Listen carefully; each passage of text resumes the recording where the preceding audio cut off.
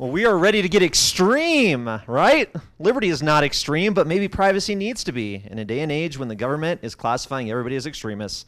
So with that, ladies and gentlemen, give a round of applause for the most host of Liberty on the Rocks that we all love, Mr. Josh for Liberty. Josh, it's all yours.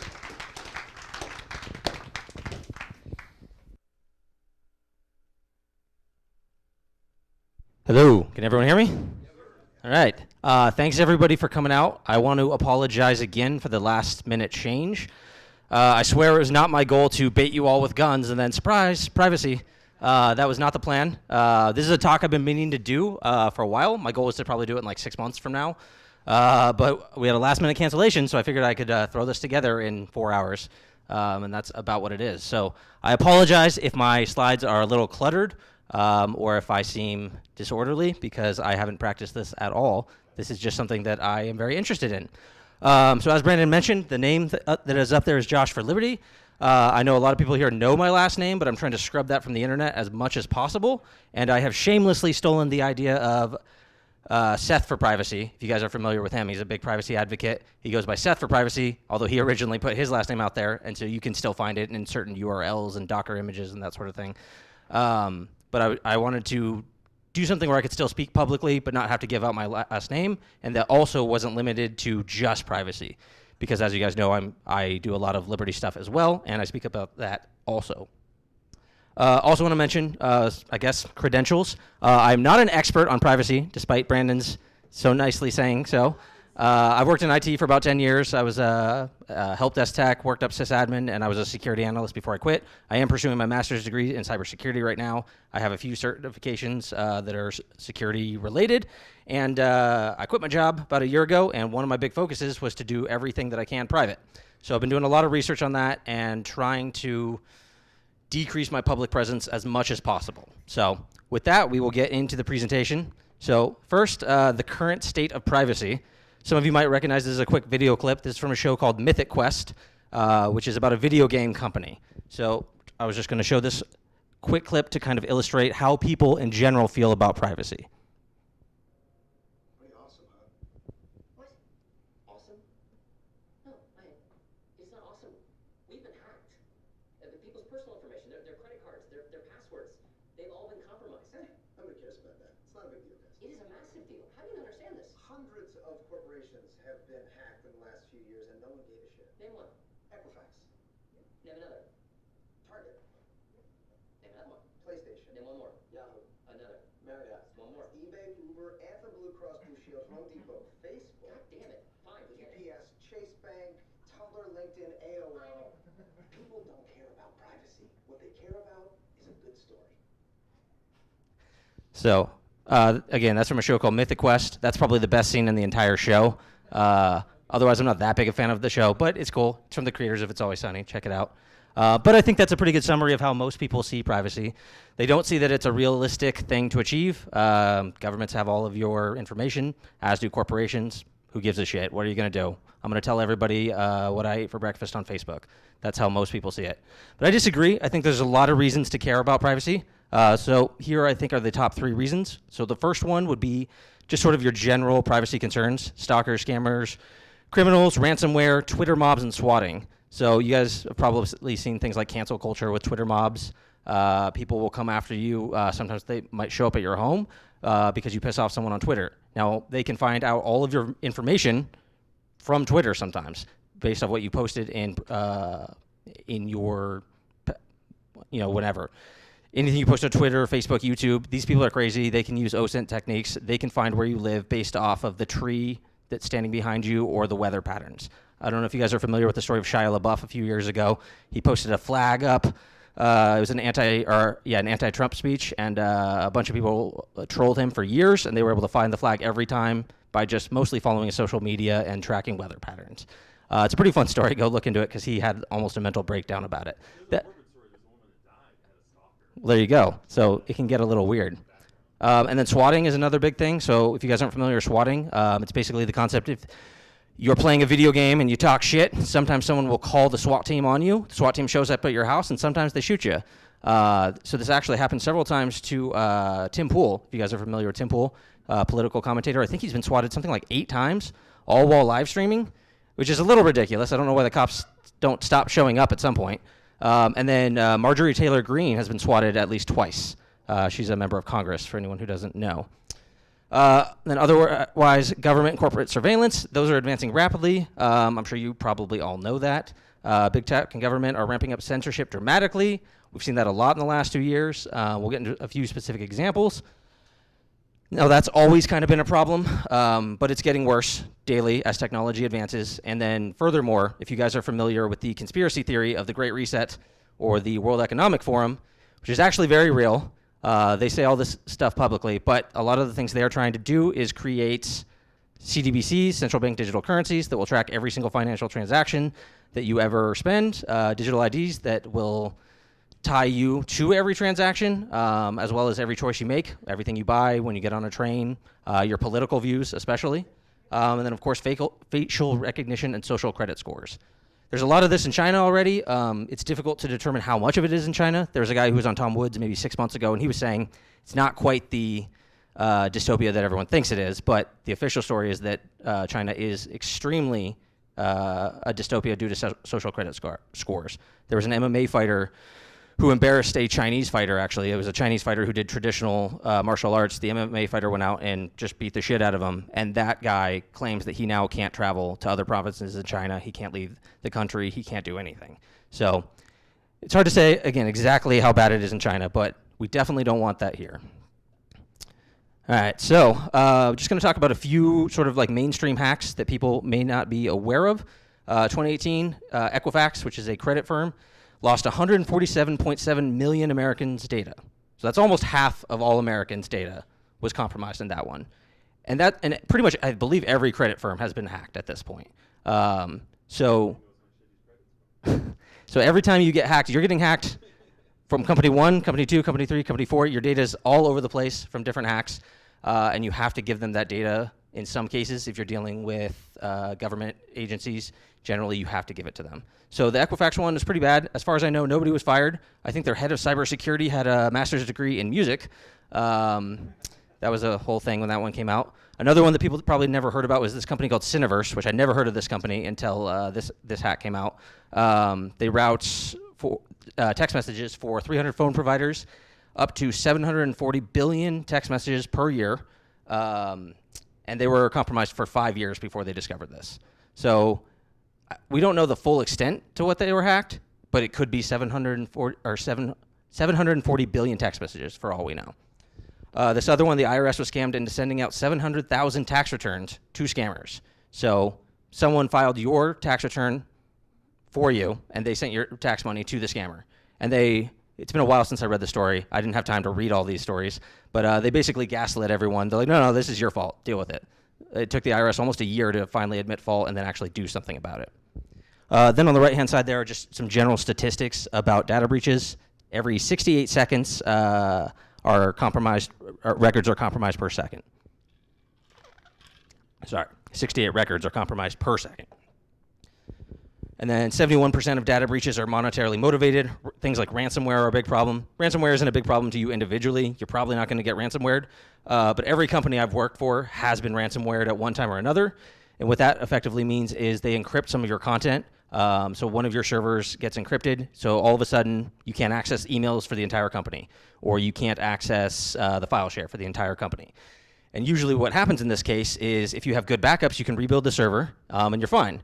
But that almost never happens. I believe actually it's either the LA Police Department is being ransomwared right now, and they're telling the ransomwares to fuck off. They're not going to pay them. They probably will, though. Almost everyone ends up paying them because they don't have proper backups. And one of the interesting things about ransomware is that this is enabled largely by cryptocurrency. So most of these ransomware attacks end up charging in Bitcoin or Monero. Most of the time, they actually give you a discount if you pay in Monero. You get a 20% discount if you pay them in Monero. So sort of an interesting little thing to watch ransomware go. And then two other particular hacks that I forgot to put on there were, so about 3 months ago, the California government leaked the concealed carry information for every single person in the state. The amount of people was estimated to be about 700,000 So 700,000 concealed carry permits were leaked in addition to their addresses, the types of guns they bought, and even people who didn't get concealed carry but only applied for it.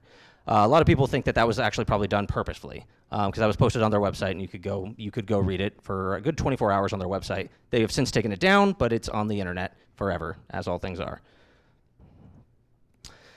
So mass surveillance is another big problem. So a lot of people don't know about third-party doctrine. So third-party doctrine has been around since the 70s. Basically, it states if you don't control your data, you don't own it. So if you trust your data with Amazon or Facebook or Twitter, they own your data. They can share it with law enforcement or whoever they want. You can fight them. You know, there are agreements. What's it, Alex Berenson? He fought them over getting suspended. There are different cases where you can fight them in certain things, but ultimately they own your data. They can sell it to whoever they want, and a lot of them do. ISPs are known to sell your data. Amazon Ring has handed over your camera footage. So, you know, Amazon Ring cameras that are on the front of your door or around your house. They can hand that over to the police without a court order. Now, usually, to be fair, they do have a court order. I think there's only been about 10 to 12 public cases that we know of where they've actually handed the data over. But they don't have to. They can just give that data to someone else that they want to because they own it thanks to third-party doctrine. Oh, and I forgot I put it on this slide, California leaks. And then there's a company called Augury.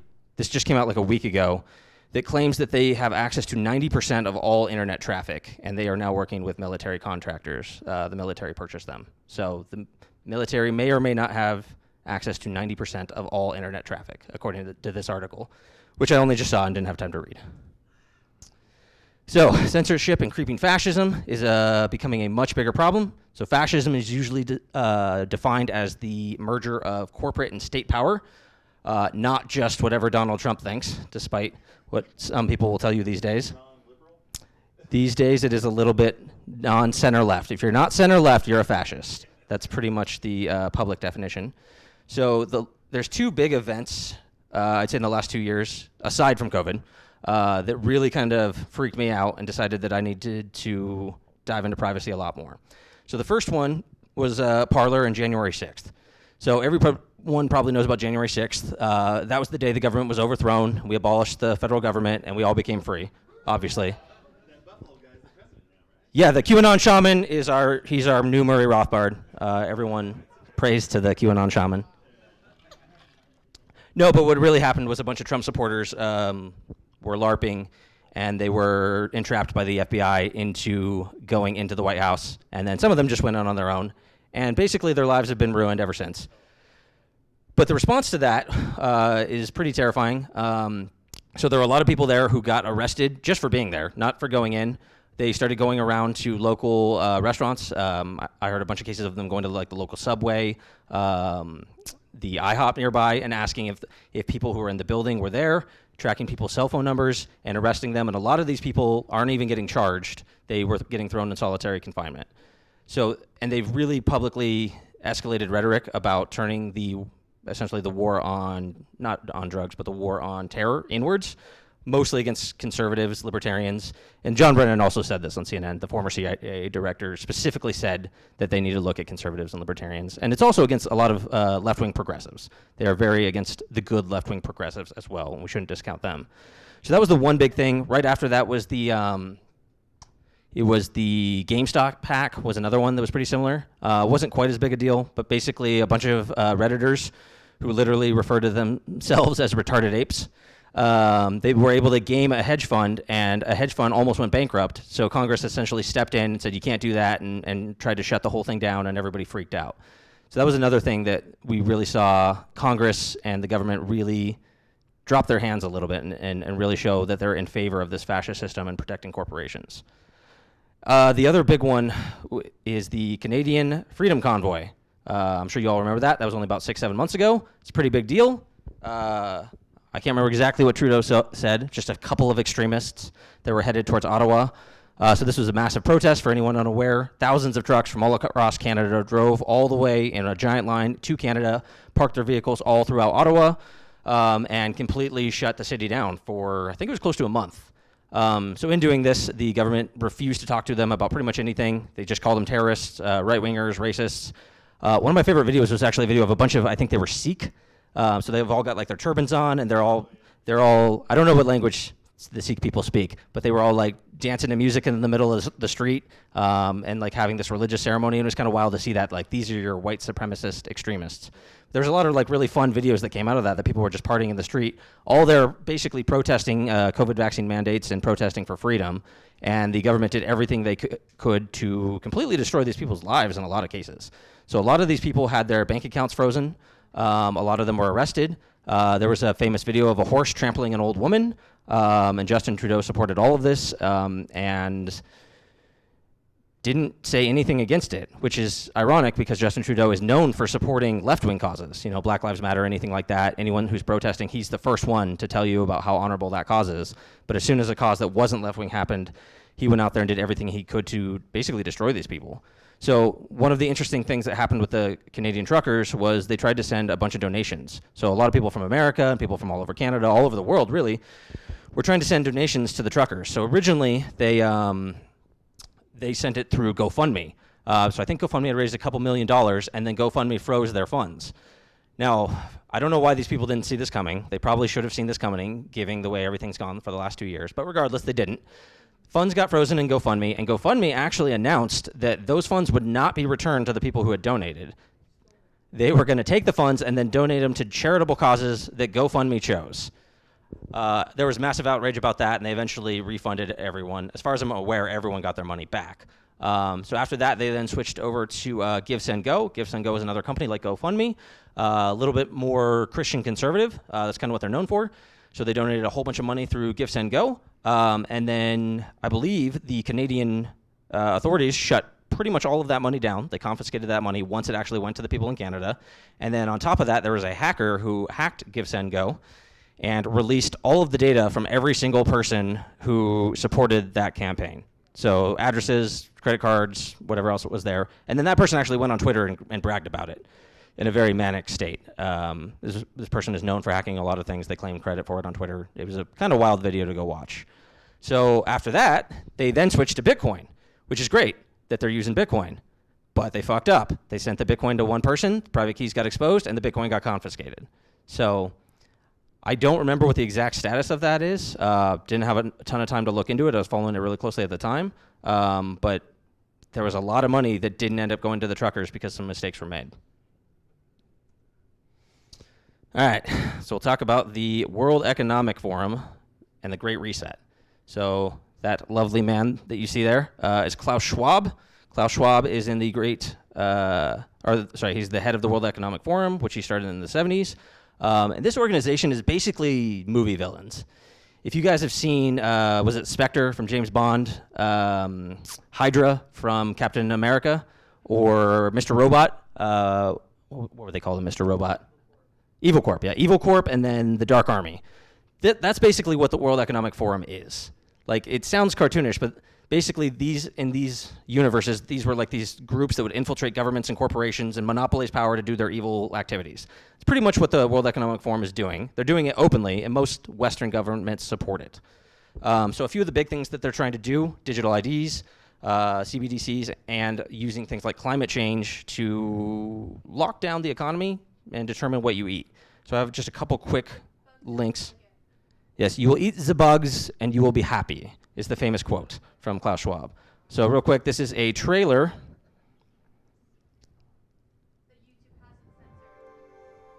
So yes, this is a trailer for your digital ID.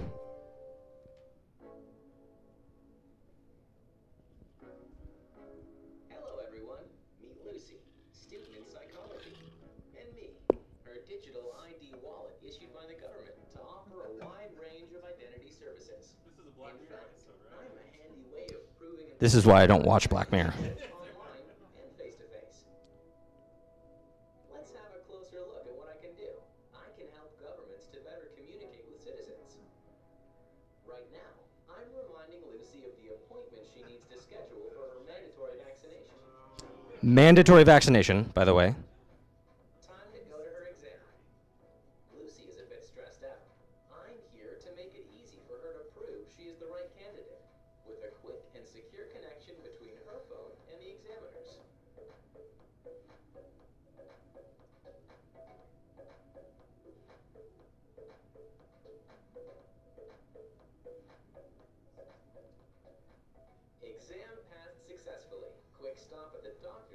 celebrating, and no time to lose.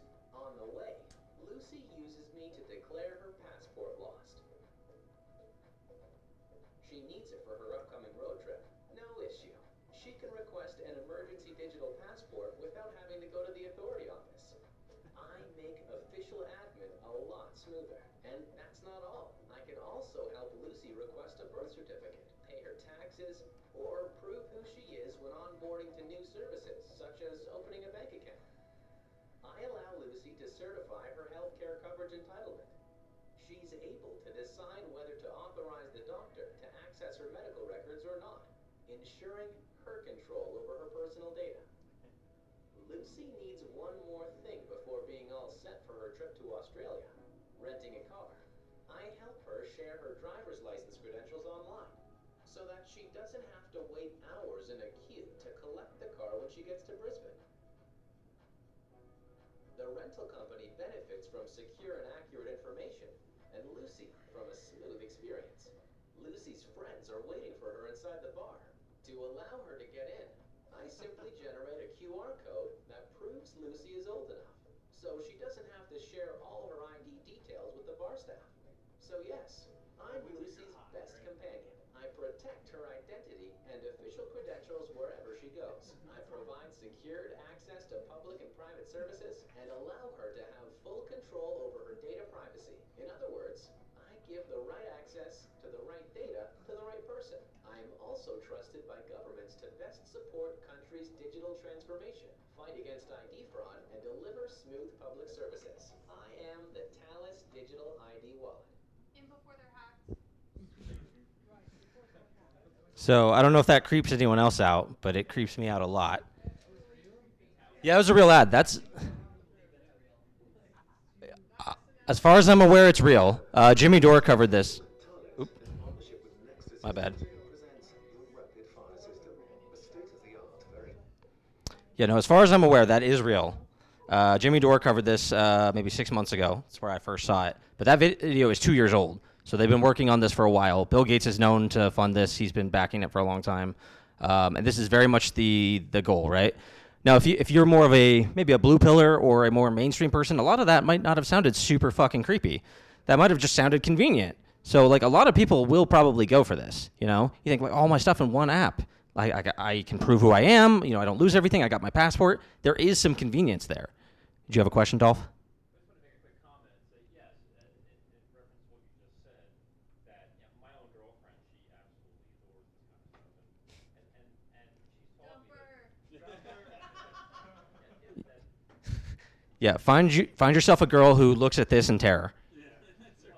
Who looks at this like a liberal looks at Trump. That's what you need to find.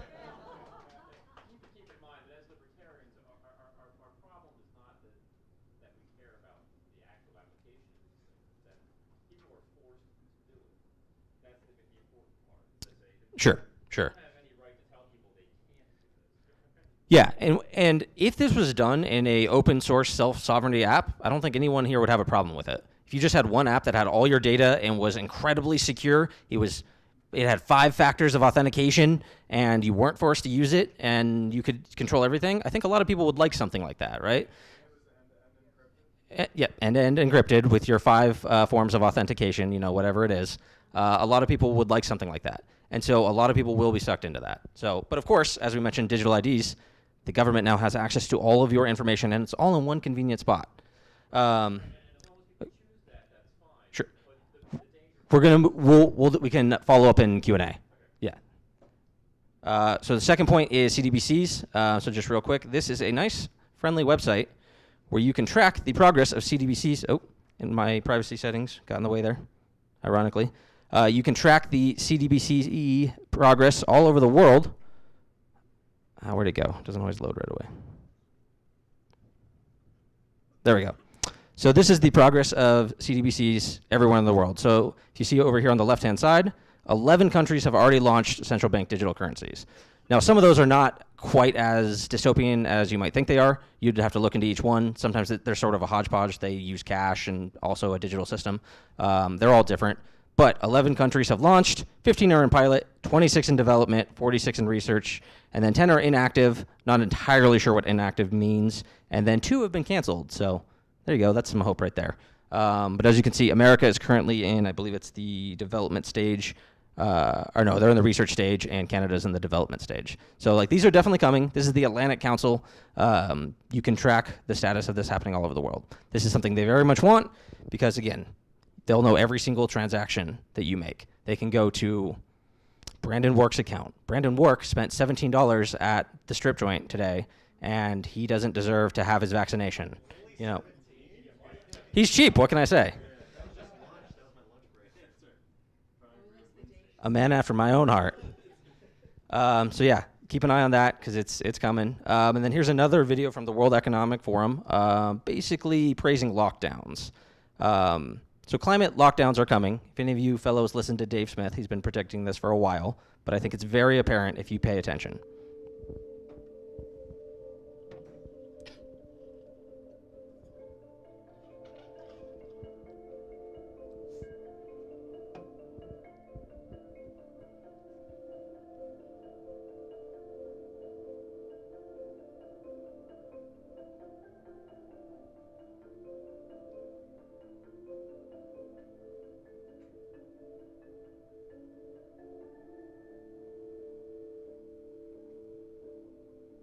Record falls in air pollution.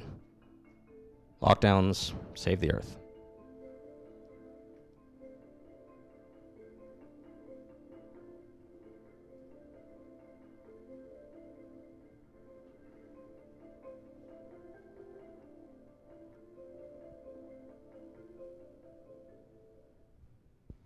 So this is the kind of thing that the World Economic Forum does all the time. No, not you. And so they are always putting out this kind of propaganda.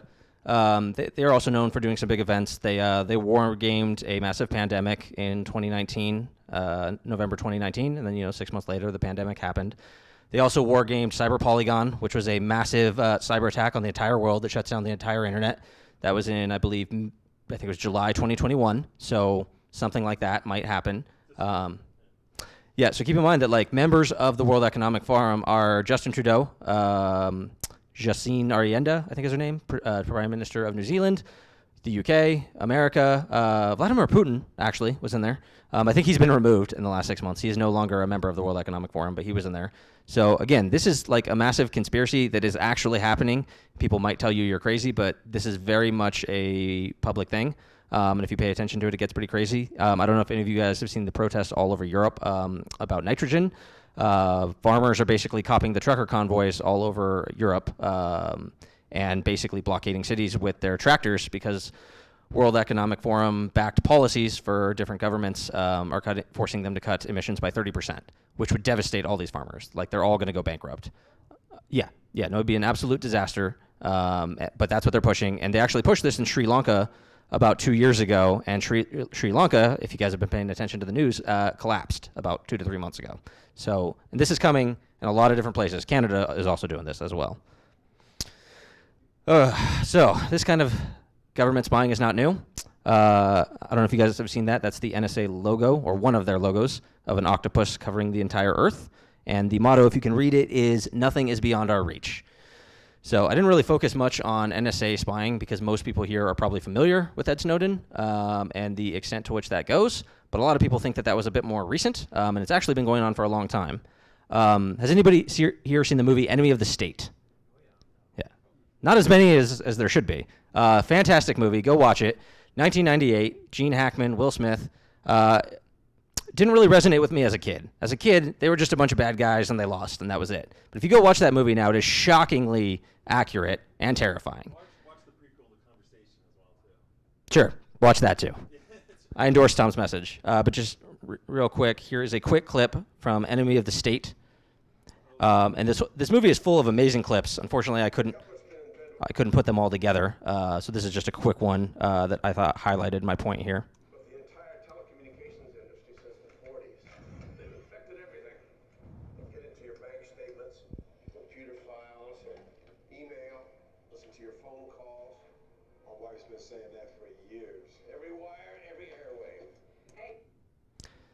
So yeah, that movie is terrifying. I watched part of it recently, and it ruined my day. But so on that note, in the 1940s, there was Project Minaret and Project Shamrock, and what these did is these basically intercepted all traffic, foreign and domestic, telegrams, phone calls, and they wiretapped people all over the place. None of this was done with warrants. This was all done at their discretion, pretty much. In the early 1970s, there's this thing called the Church Committee. So the Church Committee was by Frank Church, who, funnily enough, was being investigated or being wiretapped by these particular groups. And Frank Church, along with several other people, Barry Goldwater was in there and a few others, created the Church Community to look at the abuses of the intelligence agencies, including the NSA. So things like MK Ultra, COINTELPRO, Operation Mockingbird, and Family Jewels were some of the programs that they were looking at and trying to shut down. Now, officially, all those programs were shut down. And they created the FISA court to rein in the NSA. So I don't know if anyone is familiar with the FISA court, but it is pretty much a laughingstock to anyone who actually pays attention. I forgot to look up the exact number, but I believe they've not approved 8 requests over 40 years out of like millions. It was 8 requests. And you know those 8 were probably just because it was like, oh shit, that's my friend's kid. We can't spy on him. But we don't know because they don't tell us. All of that is confidential. So, part 2. What can we do about this? So, my goal is to talk about privacy. I think that's one of the best ways to do it. And I think if we kind of look at these 2 theories of agorism and crypto anarchy, we can take some lessons from there. So, Crypto Anarchy, founded in 1998 by Timothy C. May. He wrote a pamphlet called the Crypto Anarchist Manifesto. The basic idea was to use total freedom, or to use technology to protect freedom of speech and to preserve anonymity. So this birthed the cyberpunks movement, which led to things like Silk Road, Julian Assange and WikiLeaks, 3D gun printing, and probably Bitcoin. These are all things that kind of came out of those ideas of crypto anarchy. Agorism is another interesting concept. So agorism is founded by Samuel Edward Konkin III, 1971. It was basically an alternative viewpoint to Murray Rothbard. It came out of Ludwig von Mises and the Austrian school, but basically agorism said politics is not the way. Politics is a waste of time. You should focus on practical strategies. Now, I think both of these ideas have some really solid points to focus on, but sometimes they get a little bit lost. So in the case of agorism, a lot of the agorists in practice, Sal the Agorist, or I think Cyprian, formerly Vin Armani, and a few of those guys identify as agorists, and they spend a lot of their time just shitting on political activists, which I think is counterproductive. But one of the core tenets of agorism is that anything that supports political activism is against agorism. And a lot of these guys get a little too carried away. So the way I see it is we should try to take principles of crypto anarchy, focusing on technology, open source in particular, and incorporate that into agorist methods to pursue freedom through whatever method we can, by doing things that aren't just through the political system. Now, that being said, I do think the political system has a lot of things that are useful, right? So Dave Smith has made this point a few times. He debated Sal the Agorist on this maybe a year ago, and he absolutely crushed Sal the Agorist, that the idea of using political action to bring in new blood, to teach them about things, to get the message out, is unparalleled. It's the best thing there is. And I think that's true. I agree with that. But when it comes to actually building real freedom, I don't know if political methods do that. I don't know if, even if you win, you win Congress or whatever, can you actually help anything?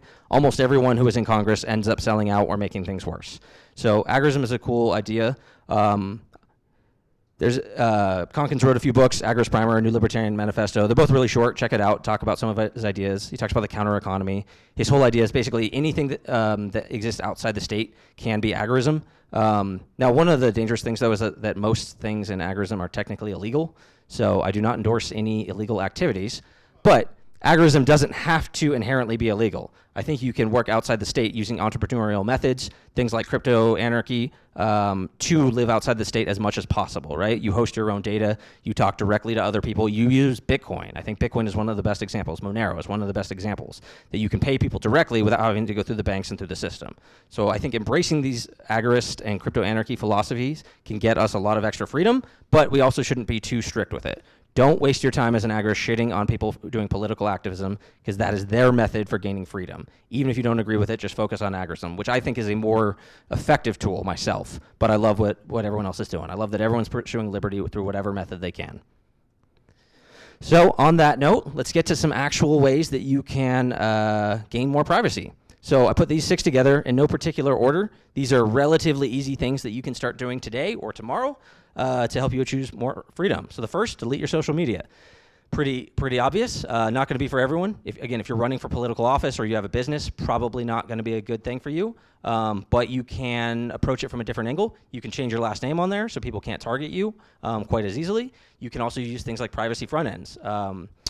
So privacy front ends are things that don't take as much of your data. So instead of going through Facebook, you can go through Frost. Frost is a privacy front end for Facebook.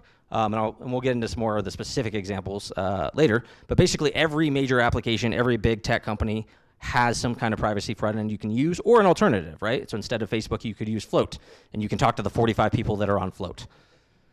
Stop giving out your personal information when it's not necessary. Don't give people your last name if they don't need it. This is a hard one to do. People want to know your last name. We're all honest people. I'm almost too honest all the time. I just ask me how much money is in my bank account. I might tell you.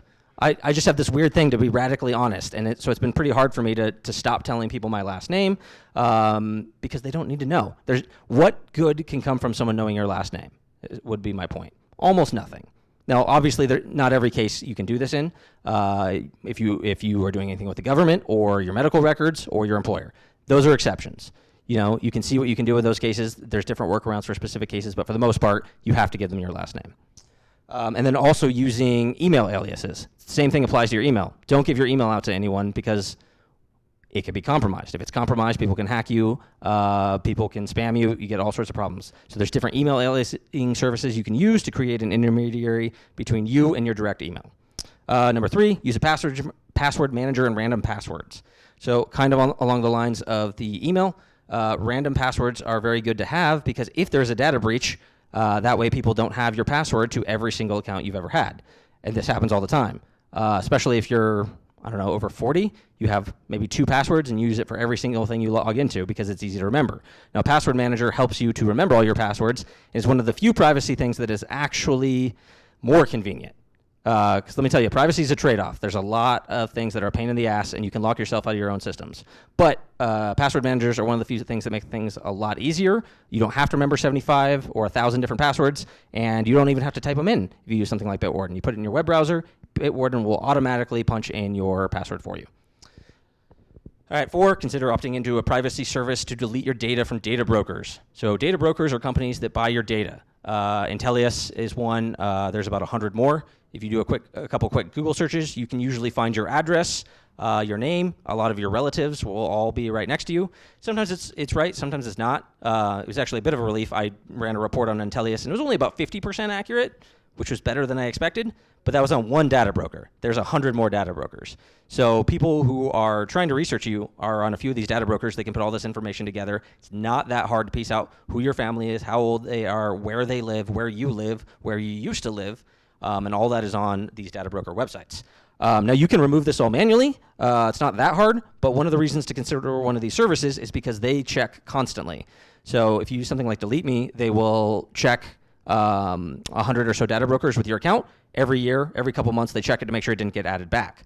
So I use Delete Me, for example. There's a discount code you can use. Seth for Privacy has a 20% discount code. Go to his website. And they're deleting all of these records for me. And now my LinkedIn it was disabled. But as soon as I get a new job, I put it on my LinkedIn. LinkedIn's going to sell it to everyone, and all my data will be right back out there again. So then something like Delete Me will go through again and delete all this information. There's a bunch of other services that do that. We can talk about some more of those afterwards. Abine or OneRep are 2 other services that you can check out that do that. Whenever possible, use privacy-focused and open-source technology. Opt out of big tech. This is especially things for search engines, web plugins.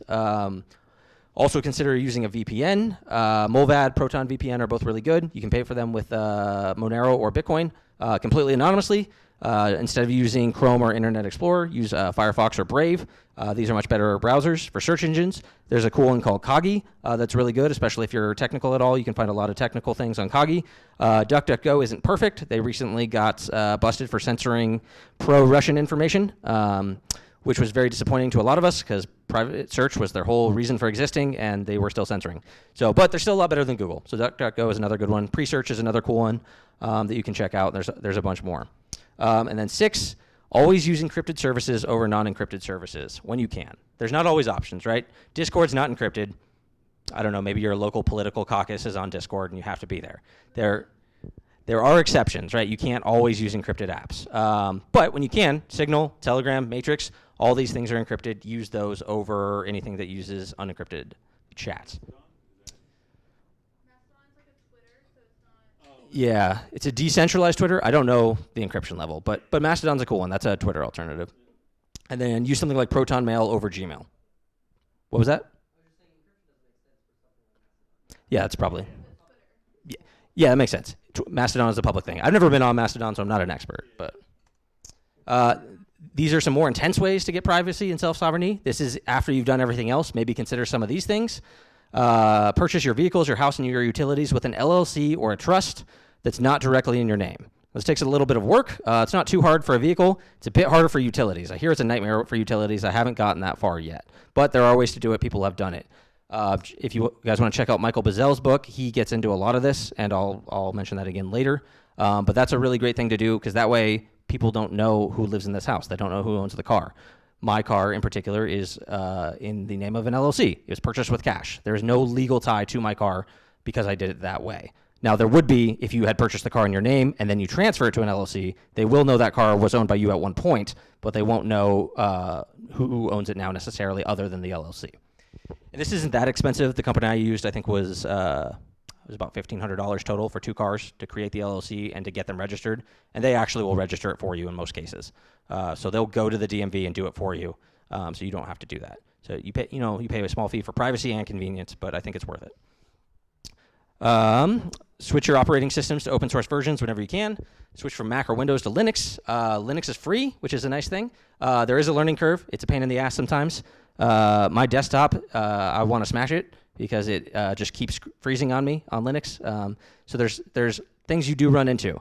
Linux on my laptop, on the other hand, runs amazing. I have no problems with it. Well, okay, not no problems, but much less problems. It is quirky, but it's significantly better for privacy, and it's free. There's about 100 different versions of Linux distros that you can use for different purposes. You can customize everything. It does require a bit more learning, but it is a cool free option to switch from Mac or Windows. Same thing for your phone.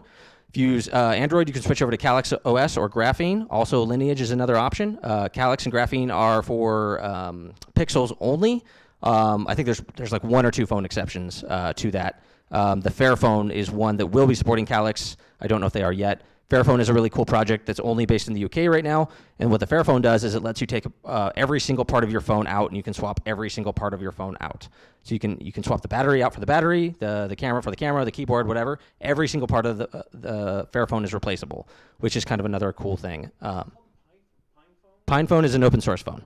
Yeah, which I'm not getting too into, but PinePhone's a cool option. I've heard it was a little buggy. I heard it's not quite ready for prime time, but it is a cool option. That's an Android Linux source phone. Is it cheap? Okay, yeah. There's also ways you can buy these phones with these images put on them before. We can talk about where you can buy them after. Lineage will work on almost any device. You can put Lineage on a Kindle even, almost any phone. Lineage is kind of a pain to install. Took me a little while to get Lineage on my backup phone, whereas Calyx was actually quite easy. Self-host any and all apps that you can. So this can be a lot of work, especially if you're not very technical, especially if you're working on Linux. Sometimes you can do some of this on Windows. A lot of these things will work on Windows, and it's not too difficult. Some things don't. If you're trying to use Docker is kind of a pain to use on Windows. But again, this is the next step. After you do some of the initial things, you can get to self-hosting. And self-hosting, one of the reasons why it's so good is it's self-sovereignty, right? You can be private, but people still might know your information. So, for example, if I have private transactions through my bank, the bank can still take all my money. They can still freeze my account. It's not self-sovereign, even if it's private.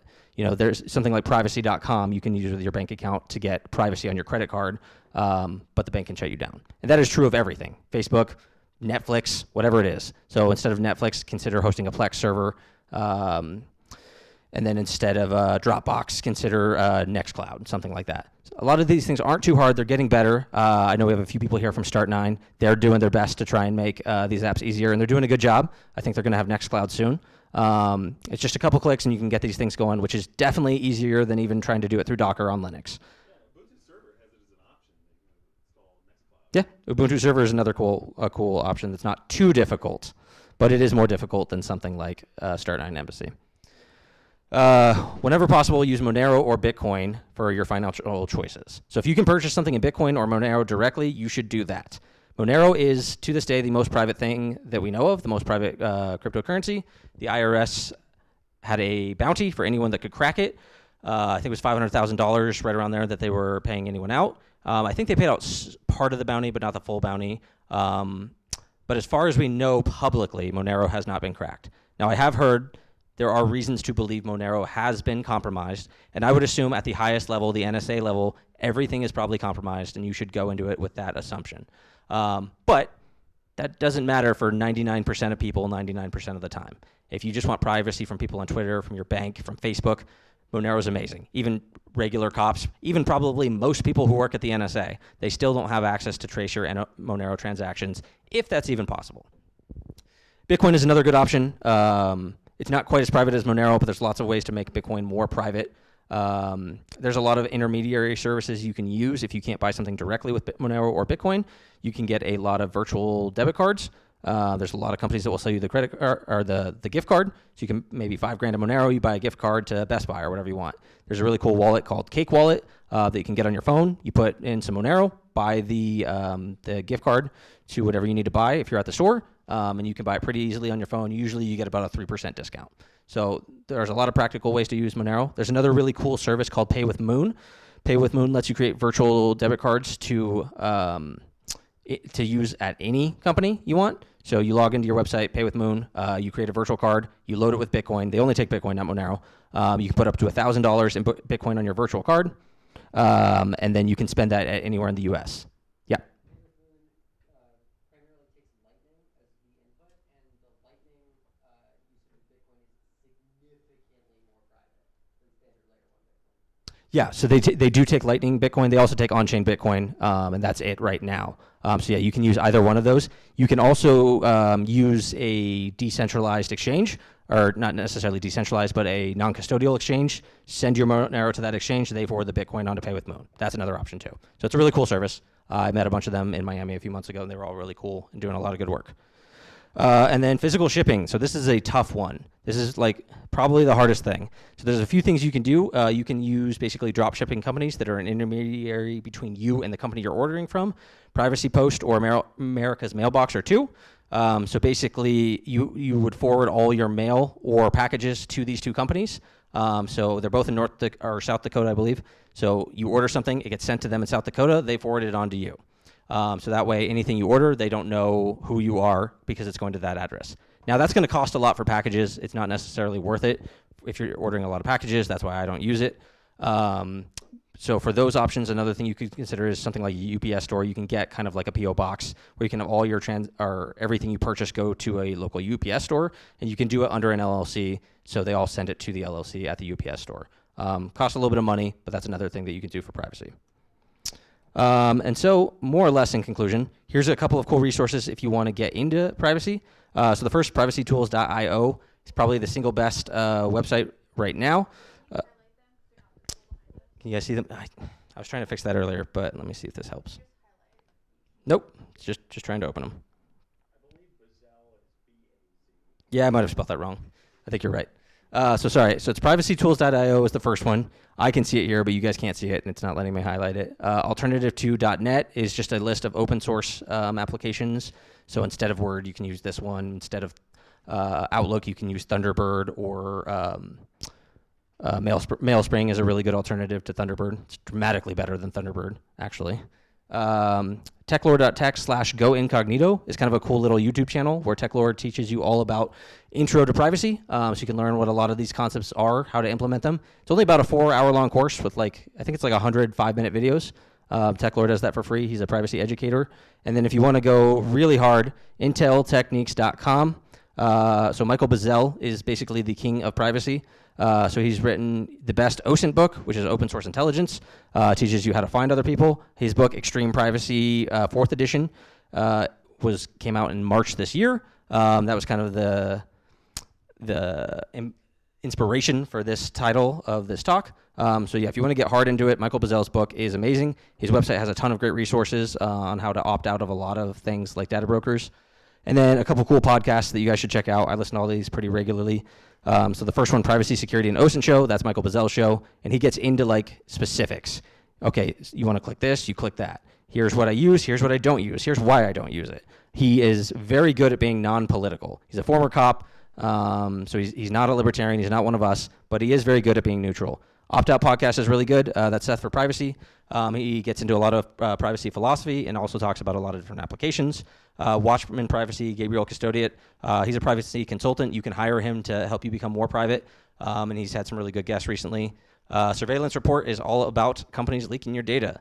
So that's TechLore, who I mentioned earlier. Him and Nathan from The New Oil do Surveillance Report. That's a fun one. Little depressing because you hear every day about all the companies leaking your data and how the world's getting worse. And then Citadel Dispatch is another cool one. Matt Odell, he's mostly known for being a Bitcoin privacy guy, but he has a lot of really good podcasts on there too. So that is the end of the presentation. And then we can get into some questions. And if you guys want to talk about specific apps or anything like that, let me know. First question. Here, I'm going to bring the mic over. Oh, we've already got it, Mike. Brandon's got it. Handled. I got the mic, appreciate the enthusiasm. All right, everybody, raise your hands when you have a question. Real quick, though, let's give a hand for Josh, huh? Awesome. Thank you, Josh. Great presentation. All right, number one question. Number one going here. Yeah. 3 questions. Tor browser. What is your experience with that? Tor is great. It's very slow. It's not good for day-to-day use. If you want the best privacy, you should use Tor. Okay. Yeah, I mean, there's higher level problems with Tor. I've heard from someone who may or may not work at the NSA that Tor is broken. As far as I'm aware, there's no public reason to believe Tor is broken. Tor is considered to be the best privacy, but it's very slow. Yeah. It's a pain in the ass to use. Yeah. Okay. And go ahead. Yeah. 2, Delete Me. What has your experience been with Delete Me and keeping your stuff off the internet with all these brokers? Yeah, so Delete Me's been fun. They send me, about every 3 months, they send me like a privacy report. So some of these companies take forever. So sometimes I'll go check these companies and they requested it 6 months ago and they still haven't deleted my data. So there's some cases like that that are kind of annoying, but they're still working on it. Now, one of the downsides to these types of companies, and this is true for most privacy things, is there's a trade-off, right? You have to trust this privacy company with your data. Because when I go in there, they ask me, we need to know every single person you're related to. Yeah. We need to know every address you've had. So I have to give them all of that, right? Yeah. But do you trust the privacy company over the 1,000 other companies that have your data? So that's the trade-off. And that's what you could argue that you should do it manually because you're not giving another company that data. But doing it manually takes hours, and then you have to go do it every time it gets re-added. Yeah. It So- takes days. It takes days. Yeah. Michael Bazel does list the direct way to remove all this manually on his website. Okay. Third question? And 3. So you were in SecOps for a while? I was an InfoSec analyst at a bank for less than a year. I mostly worked as a sysadmin. Oh. So why did you leave that? A few different reasons. 1, my boss was a dick. 2, I was doing well with cryptocurrency investments, wanted to take some time off, wanted to pursue my master's degree, and I was not focused enough while I was working. And then the vaccine mandate was another big thing. I could have stayed there and fought it, but I just didn't want to deal with it. I was in a place where I didn't need to deal with it, and I wanted to take some time to take a break and make a statement. And then also some of the woke politics that were getting in there were annoying. Not why I left, but I did mention that on my exit interview that the wokeness in IT is stupid. All right, next question. Anybody else? I saw Ross here.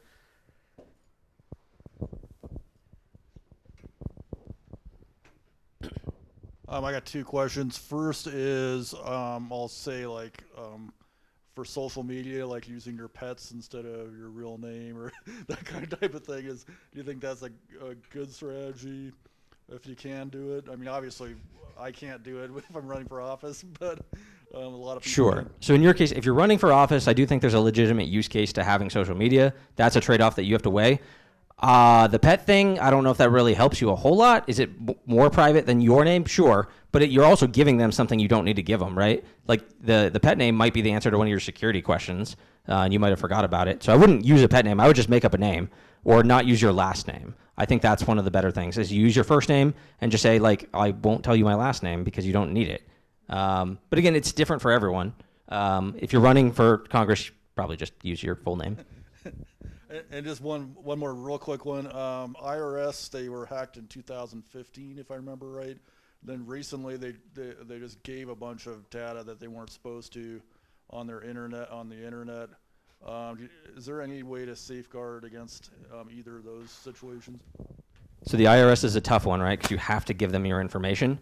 I don't know of a good way, really, other than to give them as much fake information as you're legally allowed. So things like your email, don't give them your real email, don't give them your real phone number. You probably have to give them your address, I would assume, and your bank statements and all that. So I don't think there's really a good answer to that, at least not that I'm aware of. And that's true of a lot of government institutions. Only give them what you need. I had to pay the ticket for the 470 the other day, and I was able to do that anonymously, right? So I get the ticket goes to my plate, which goes to my LLC, which then forwards it on to me. I then use Pay with Moon to pay it. So my name is not attached to that. All they know is somebody paid it. They don't know who I am that paid it. So there's some things that you can do like that. Oh, also an aside, people may not know this. When you go to pay your bills and you get on the form and it asks you for your name, you don't have to put your name. Like, it asks you for your name and you put in your credit card. All that they need is the credit card number, the CVV, and the expiration. In some cases, you need the zip code. If you use something like Pay with Moon, you don't need a zip code, but sometimes their criteria it needs something, right? So you just put in all zeros for the zip code and that will go through. The name, I just put none or make up a name. And anyone can do that with any credit card. You don't have to give them your name. They don't need it. Now, if you don't put anything, it will usually flag and say, oh, we need a name. That's the criteria they need for that box. But you can put whatever you want and the charge will go through. So that's another simple little fun trick I learned that you can do. I wanted to quickly respond to something that you had mentioned earlier about the Tor browser and things being broken. In general, I would recommend thinking about security in less of a binary broken, not broken sort of way. Fair enough. One of my friends, full disclosure, back in the day, I worked for the feds. I left, and I'm here because of the same reason that I left.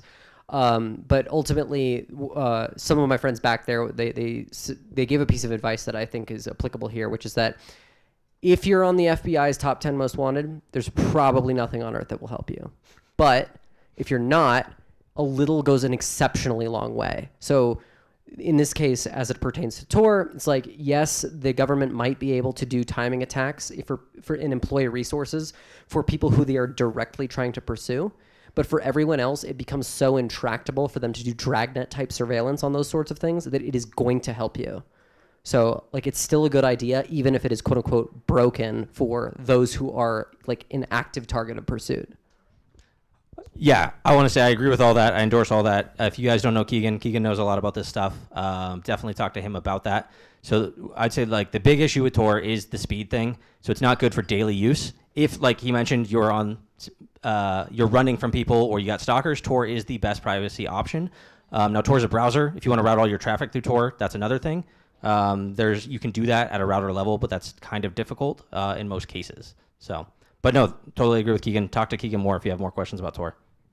So I thought the NSA had more than 50% of Tor servers, and that's how they pretty much own everything. Well, I mean, it's been reported. Is your mic on? What's that? Oh, I'm not really. There you go. Okay.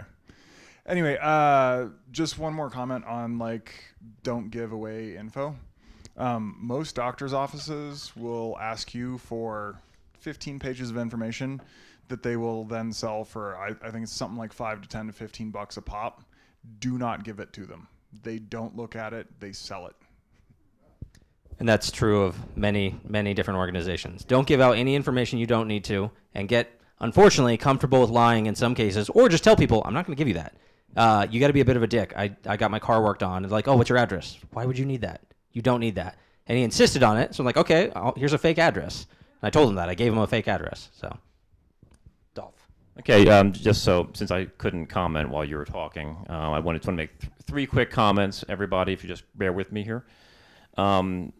Concerning the political process versus agorism, I just want to say that for the people who want to use the political process, using the system is still, no matter what the result is, you're still using the state power to coerce people. That's the end result, and that's the problem we have with it. Like say, yes, you can have your small victories, like say, but in the long run, you're still giving the state the power to decide what's going to happen or what's not going to happen. So that's one point. Concerning the digital ID, I want to make clear that people have the right to do whatever they want and use whatever technology they want. Okay. The real concern for us is, are they going to force us to participate in it? Okay. And are we going to? Yes, they will. Yes. And right. And are we going to have options outside of their digital system? Say, and if they do not give us those options or allow us to do options, like say using cash, for example, then you're going to have robust underground economies are going to grow up around that. Okay. You had the absolute right to peaceful non-compliance. Period. Okay. No matter what the state says. Okay. And number three, concerning the protests that you're referring to, as The trucker convoy? yeah, that and the Antifa riots and the Capitol riot. I'm a longtime protester myself, and and I was with We Are Change Colorado. I don't know if you guys are familiar with them. We never ever acted that way. There is a big difference between protected protesting and speech and outright thuggery. Okay. Both the left and the right, okay, can be drawn into this kind of behavior. Okay, and we were mortified seeing both.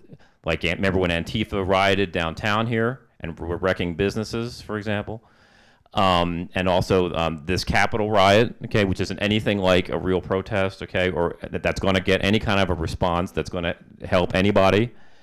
And so these people shouldn't be surprised when people act against them in the way they did, regardless of whether or not you agree with their point, okay, which I do in a lot of ways.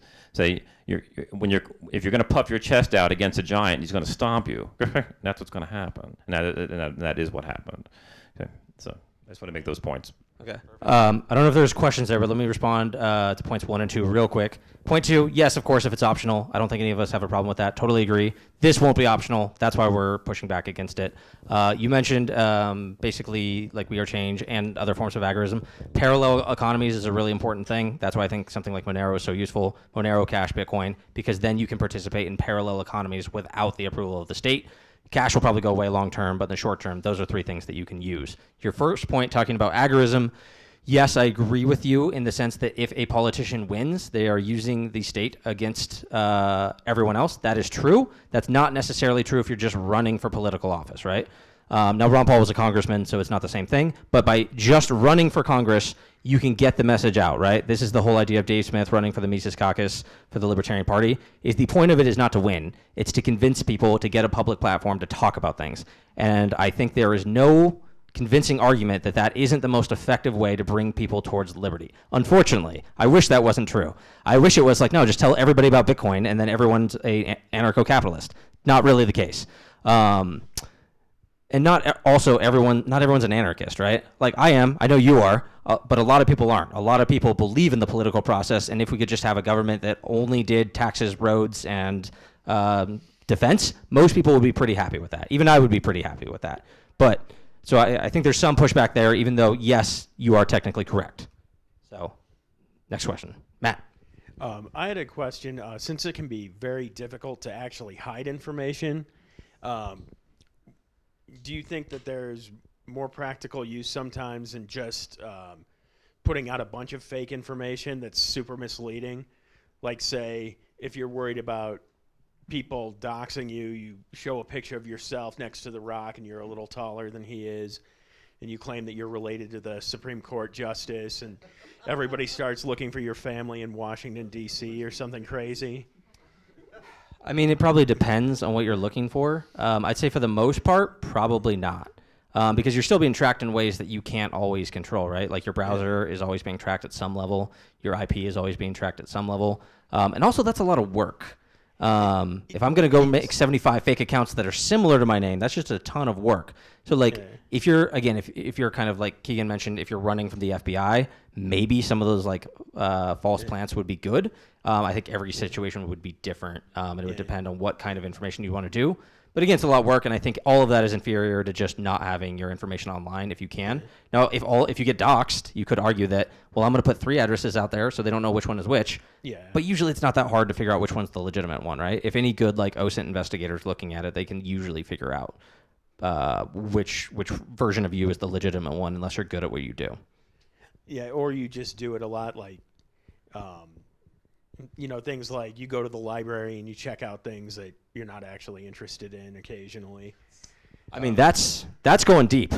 If you're going to the library to check out books to throw off the NSA, that's a whole different level. But you. But keep in mind, even in that example, Yeah. you're on camera, right? You're on Yeah. camera. You then have to get a library card that's not tied to your name.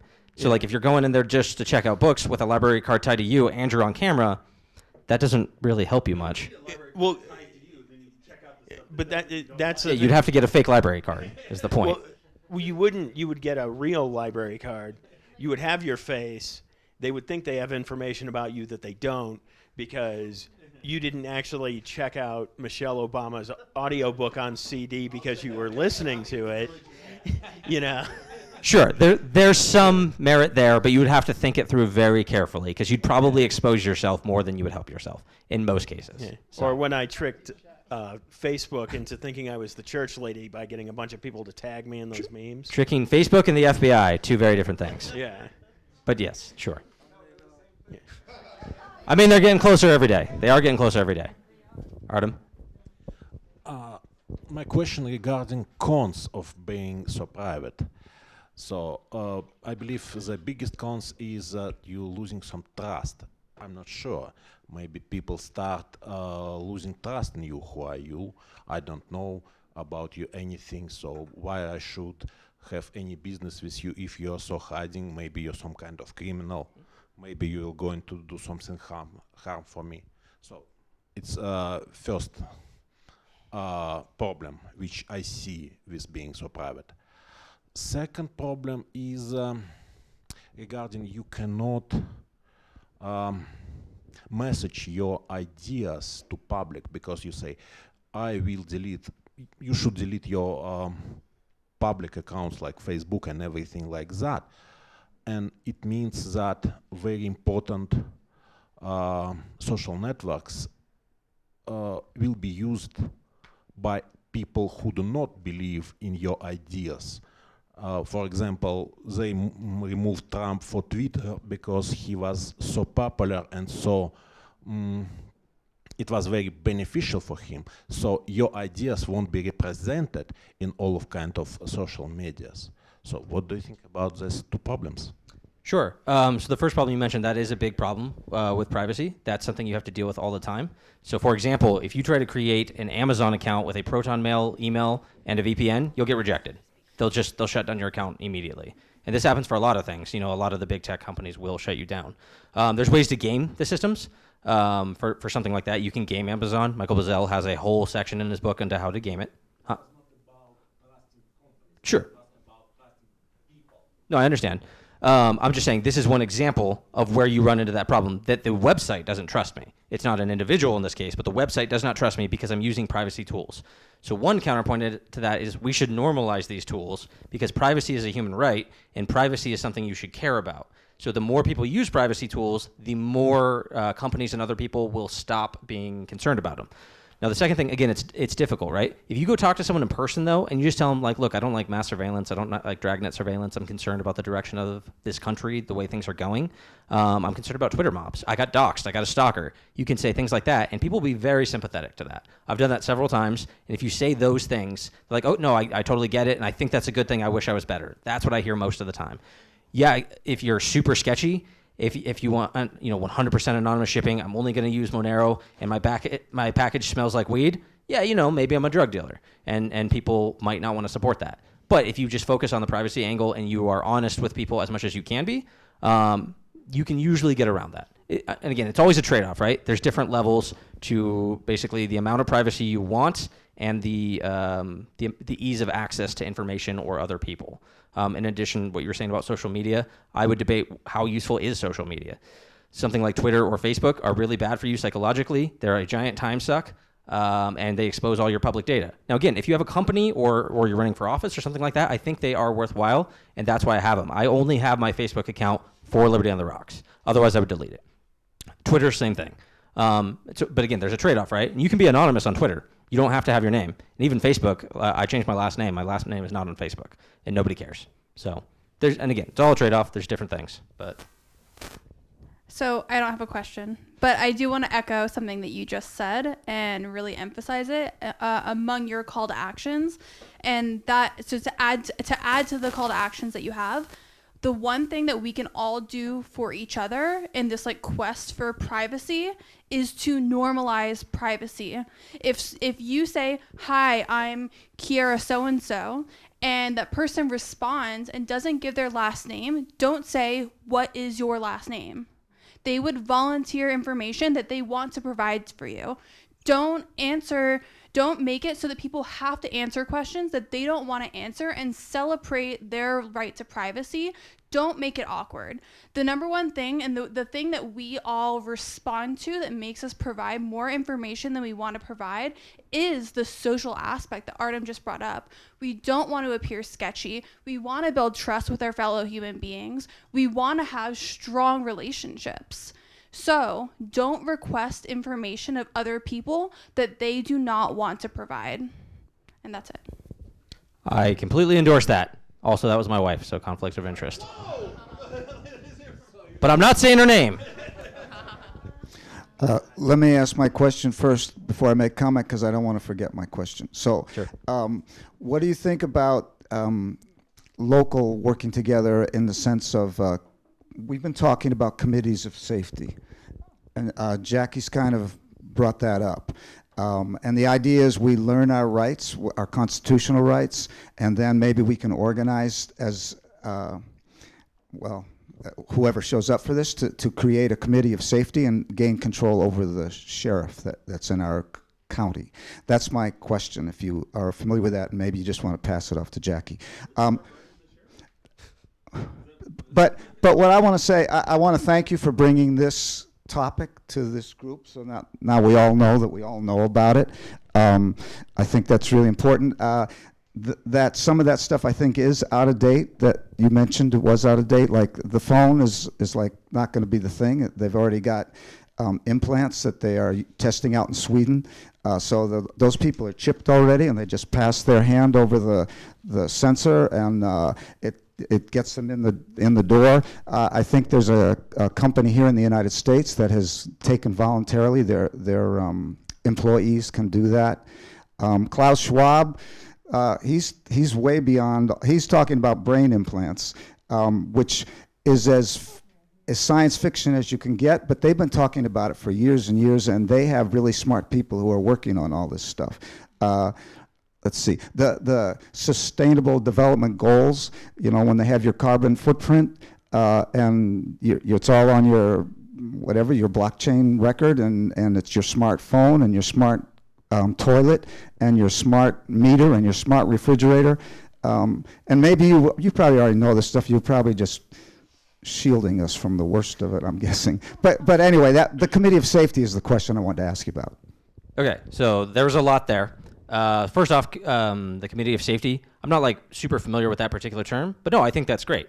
I do support political action, even though I'm an anarchist, and I think it can be effective. I just think it's less effective than agorist methods. Again, sheriff is one of the more effective things you could do. You have a lot more political power there. I just think political power is kind of gross, and I don't like being a part of it. I got involved with the Libertarian Party and the Mises Caucus because I thought that was a worthwhile goal, but mostly for messaging. It's mostly for messaging, which is why I got involved, and I appreciate that they're trying to change strategy to go after elections that are actually winnable, and I think something like sheriff is actually winnable, as opposed to Mike Chappelle's running for president tomorrow. I think that is a giant waste of your and everyone else's time, and you shouldn't do something like that. And then regarding all the other things you said, that reminded me of a few of the topics. So yeah, you mentioned the brain implants. Yeah, that's happening. There was a CIA Freedom of Information thing that got released a couple years ago that showed that the CIA could physically control dogs with brain implants. They could put these implants in the dog and physically move them. That was 3 years ago that came out, and that's just getting worse. So a lot of that is terrifying, and I would have focused more on that had I had more time to present this presentation. Some of it is terrifying if you get too into it. You mentioned the climate card. Yeah, that's a thing in Sweden. They have a card that you only can, everything that you purchase has a certain climate cap, right? how much CO2 was produced in this particular thing, and you can only buy so many items based off the climate score. So that's coming. Meat is a big part of that. There is very much a war on meat. That'll be a future talk I do, talking about basically the war on meat. But yeah, that's terrifying. ESG, that's something I really didn't touch on that I should have. ESG is environmental social governance. That's how all these companies are ranked, by their climate scores and their basically their wokeness scores. Where if you look at a company like Tesla, I think they get a C, which is absurd if you're worried about climate change, that you're going to give this company making solar panels and electric cars and trying to go to Mars to build more resources a C, but Amazon can get an A-. So I hope that answered all your points. But All right, last two questions. Anybody else? 1, 2. Last question. All right. Here I'm coming. I would just say one thing that Josh forgot to mention, or, well, yeah, he probably forgot to, is that agorism comes from the agora, which is Greek for the market, so market solutions, and preferably black and gray market, so you can deprive the government of their income. And that's that agorism. So yeah, let me comment on that. So yeah, no, he's right, and I do agree with that. But one of the points I was trying to make is that I think that's a limited way to look at agorism. I think we should look at just entrepreneurship in general as a form of agorism. It's a lesser form, right? Because you still have to pay taxes, you still have to comply. But Uber and Lyft outcompete the taxis. We can have private policing that outcompete public policing. There are levels to agorism because the highest level of agorism is just illegal. It's just straight up illegal. You can't necessarily participate in it. It's also a huge sacrifice you have to make. I know some people that live their lives very agorist, and they're not very wealthy. You got to make a lot of sacrifices to live that agorist life, right? I mean, let's not get philosophical, Tom. But yeah, so I just think that we shouldn't look at it that way. I think using encryption and self-hosting, we should look at it as a form of agorism, even if it may not technically in the most limited sense. But that's what annoys me about the agorists, is they will shit over on everyone else because they're not a perfect agorist, which is not productive. We should be supporting all methods for liberty to the extent that we think they are somewhat productive. Now, if it's completely counterproductive and Nicholas Sarwark is taking liberty back, that's a different thing, right? But if they're just pursuing liberty in another way, just try to encourage that. Just don't shit on other people. Hopefully, if all they do is convince one more person that the state is evil, that's a good thing in my book. But for me, I do think that agorism and crypto anarchy is the best way forward. I think that's it. Everybody, give it up for Josh. All right. Josh for Liberty. Now, if you're not in the Liberty on the Rocks Telegram channel, please join the Liberty on the Rocks Telegram channel. See somebody afterwards to join. Please join the Patreon for Liberty on the Rocks as well. Continue these events going. Please grab a beer, make some friends, and we'll see you in 2 weeks here at the Independence Institute to talk about decriminalizing psychedelics. Thank you very much, everybody. Keep fighting the state and fight for freedom.